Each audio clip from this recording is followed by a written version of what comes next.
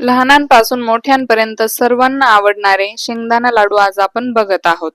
खानदेशमध्ये संक्रांतीसाठी शेंगदाणा, तिळाचे, मुरमुरा, डाळवं यांची लाडू आवर्जून बनवली जातात.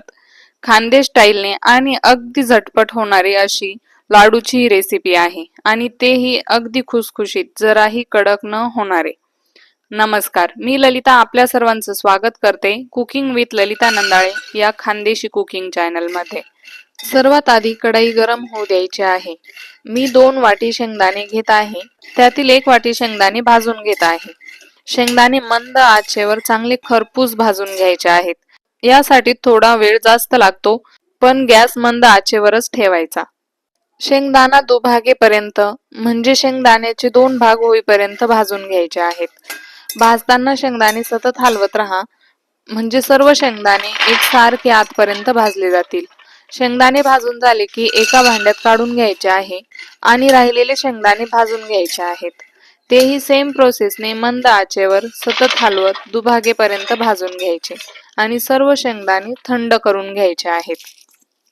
शेंगदाणे थंड झाल्यावर त्याची टरफलं काढून घ्यायची आहेत. टरफलं काढणं अगदी ऑप्शनल आहे. आता एका कढईत 3 चमचे तूप घालून घ्यायचे आहे. लाडू चांगले खुसखुशीत येण्यासाठी तुपाचा नक्की वापर करायचा आहे. आपल्याला पाक करण्यासाठी पाण्याचा वापर करायचा नाही. गूळ व्यवस्थित मेल्ट व्हावा, त्याचा कलर बदलू नये म्हणून तूप आधीच वापरायचं आहे, पाक झाल्यानंतर नाही. 2 वाटी शेंगदाणे मी घेतलेले होते म्हणून 1 वाटी गूळ घ्यायचा आहे. जेवढे शेंगदाणे घेणार त्याच्या अर्धा गूळ घ्यायचा आहे. हे अगदी अचूक प्रमाण आहे. लाडू जराही बिघडणार नाही, कडक होणार नाही. गूळ किसणीने किसून घेतलेला आहे, म्हणजे गूळ मोजायला सोपं होतं. तुम्ही हवं तर गूळ चाकूने कापून घेऊ शकता. फक्त मोठे मोठे खडे वापरायचे नाहीत, नाहीतर प्रमाण चुकू शकते. पाक करताना गूळ पूर्णपणे मेल्ट होईपर्यंत गॅस मंदच असू द्यायचा. ही प्रोसेस अगदी लवकर होते पाण्याचा वापर केलेला नसल्यामुळे.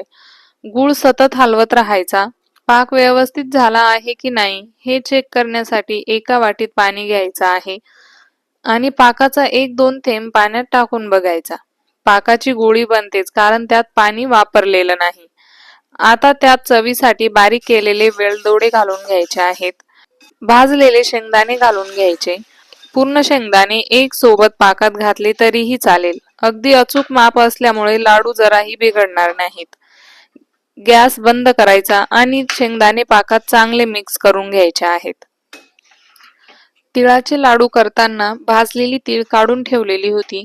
त्यातील 5 ते 6 चमचे तीळ मिश्रणात घालून घ्यायची आणि पुन्हा एकदा चांगलं मिक्स करून घ्यायचं आहे. तीळ चांगली मिक्स केल्यानंतर लाडू वाळायला घ्यायचे आहेत. हाताला चटके बसू नयेत म्हणून हाताला पाणी लावून घ्यायचं आहे आणि छोटे छोटे गोळे घेऊन लाडू वाळून घ्यायचे आहेत. अगदी गोल गरगरीत लाडू बनतात. अशा प्रकारे सर्व लाडू वाळून घ्यायचे आहेत. अतिशय खुसखुशीत असे हे लाडू बनतात. तुम्हाला ही रेसिपी कशी वाटली ते कमेंट करून कळवायला विसरू नका. रेसिपी आवडल्यास लाईक, शेअर आणि सबस्क्राईब नक्की करा. धन्यवाद.